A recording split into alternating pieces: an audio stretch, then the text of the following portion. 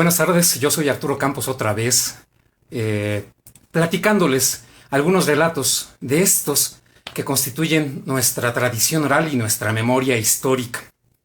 En días anteriores les comentamos 4 leyendas de Guanajuato y hoy continuamos con esta serie que hemos titulado Devociones. La comenzamos el domingo pasado con la historia del Cristo del Veneno que se encuentra en la Catedral de Ciudad de México.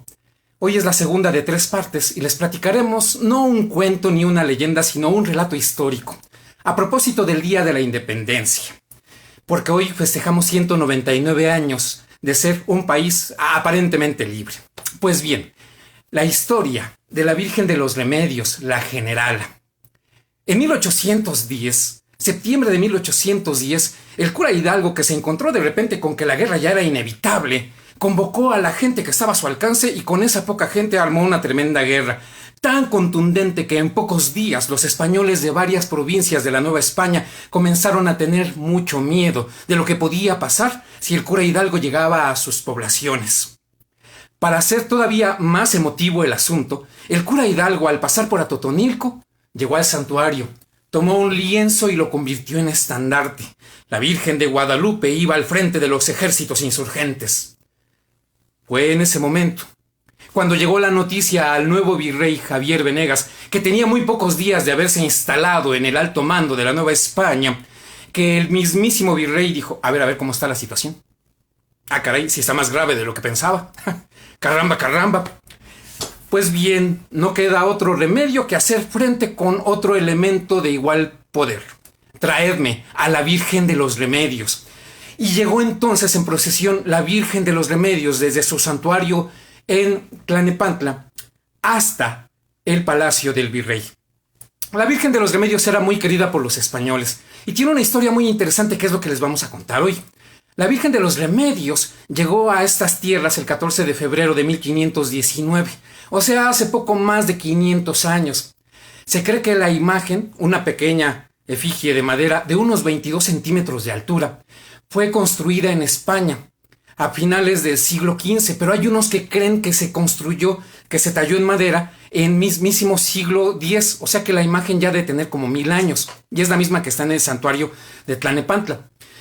Un soldado llamado Juan Rodríguez de Villafuerte la trajo consigo como un regalo de su hermano. La Virgen de los Remedios había ayudado al hermano de Juan Rodríguez de Villafuerte a salir airoso en varias batallas. De tal manera que éste la trajo consigo desde España hasta Cuba y desde Cuba aquí a estas tierras que estaban comenzando a ser exploradas por un tal don Hernando de Cortés. Pues bien, que cuando don Hernando de Cortés vio la efigie, pidió que Juan Rodríguez de Villafuerte y la Virgen de los Remedios le acompañaran en esa expedición que ofrecía no solamente maravillas, sino también incertidumbres. A cada población a la que acudían, la Virgen de los Remedios era presentada ante los nativos como símbolo de la nueva religión. Y hay quien asegura que esta misma efigie que está en el santuario de ahí de Tlalnepantla estuvo presente cuando fueron bautizadas algunas mujeres en lo que hoy conocemos como Tabasco, entre las cuales se encontraba la mismísima Malintzin. Sí, se dice que la Virgen de los Remedios estuvo presente en el bautizo de la Malinche. Y desde ahí Hernán Cortés la siguió llevando a cada población que era conquistada y sometida y conquistada y sometida y de repente ¡pah!, llegó a la Tenochtitlan en noviembre de 1519. Se cuenta que ante el templo mayor de Tenochtitlan, don Hernando de Cortés tuvo la osadía de pedir a Juan Rodríguez de Villafuerte que subiera a la parte más alta de ese templo doble, que quitara la efigie en piedra de Huitzilopochtli y en su lugar pusiera la pequeña efigie de madera de la Virgen de los Remedios.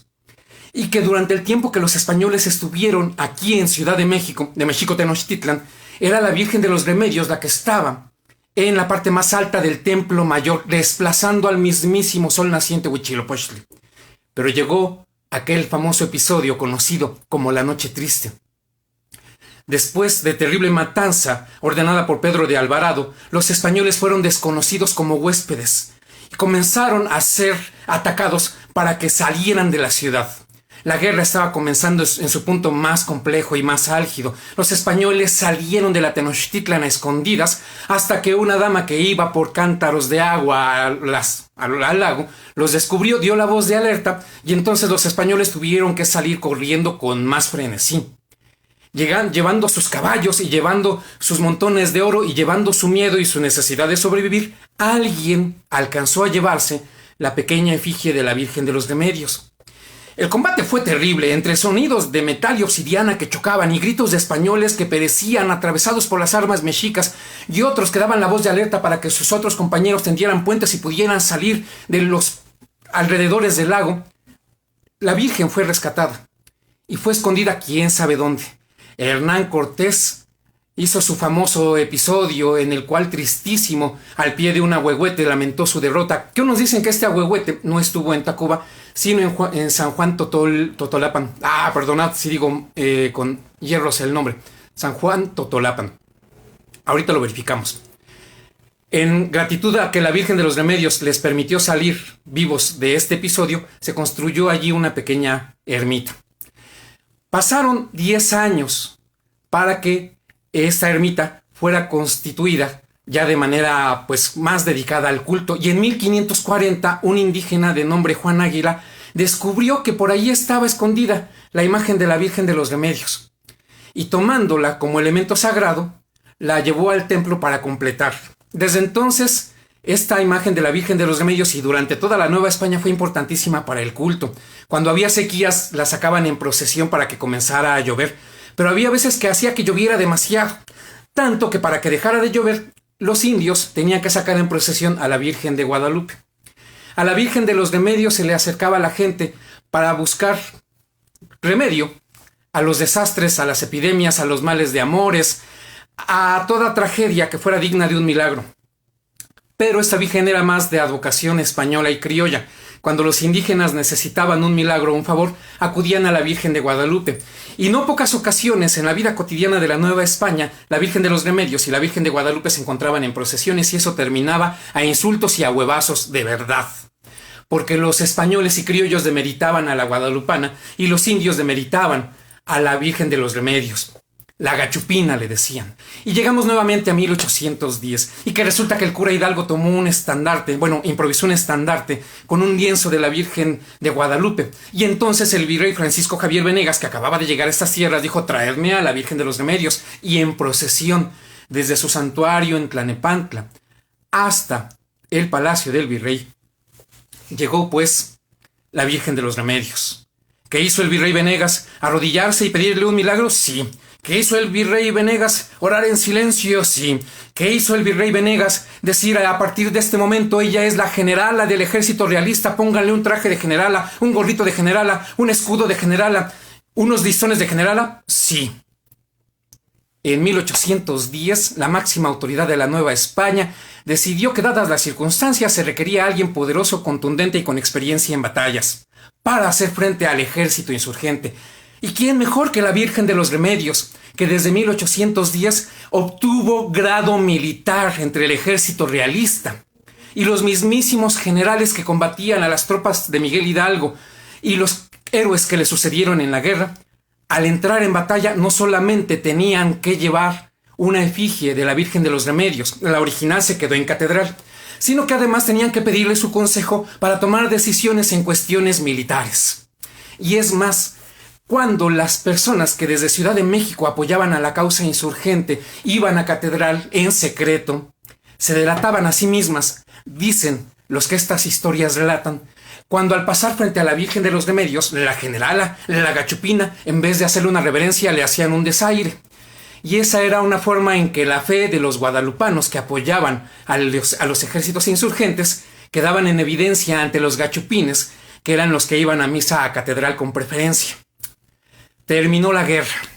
Parece que la Virgen de los Remedios no apoyó del todo a los españoles. O a lo mejor sí, porque fueron a fin de cuentas los españoles, los criollos, que de principio apoyaban las ideas realistas, los que terminaron consumando la independencia. Además, en Ciudad de México, lugar donde estuvo la efigie de la Virgen de los Remedios, no hubo batalla que generara tanto desastre como en otras poblaciones. La Virgen de los Remedios tiene su santuario, allí sigue. Pueden ir ustedes al Cerro de los Remedios, que desde 1999 tiene en su santuario una basílica, distinción otorgada por el Papa Juan Pablo II. La Virgen de los Remedios todavía es efectiva. Si ustedes quieren un milagro ante un desastre, vayan con la Virgen de los Remedios. Si ustedes quieren un milagro ante una epidemia, como está ocurriendo ahora que muchos van a pedirles favores a la Virgen de los Remedios en la contingencia sanitaria actual, acompáñenles, vayan con sus respectivas medidas al santuario.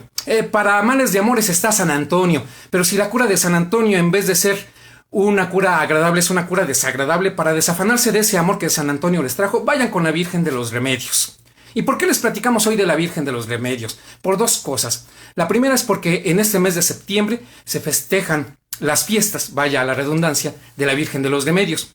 Y la segunda porque es un símbolo importantísimo de la Guerra de Independencia. Y hoy, 27 de septiembre de 2020, estamos festejando el 199 aniversario de la consumación de nuestra independencia. Así que terminamos de esta forma este segundo episodio, que no fue un cuento, una leyenda ni un mito, sino un recuento histórico. Y es que las leyendas, los mitos y la historia se parecen en muchas cosas. Entre estas está que, tanto en la historia como en las leyendas, encontramos siempre cosas asombrosas, símbolos poderosos y razones para conocer nuestra historia. Pues bien, les desearíamos feliz Día de la Independencia, pero esto puede ser cuestionable. Así que solamente les deseamos feliz domingo.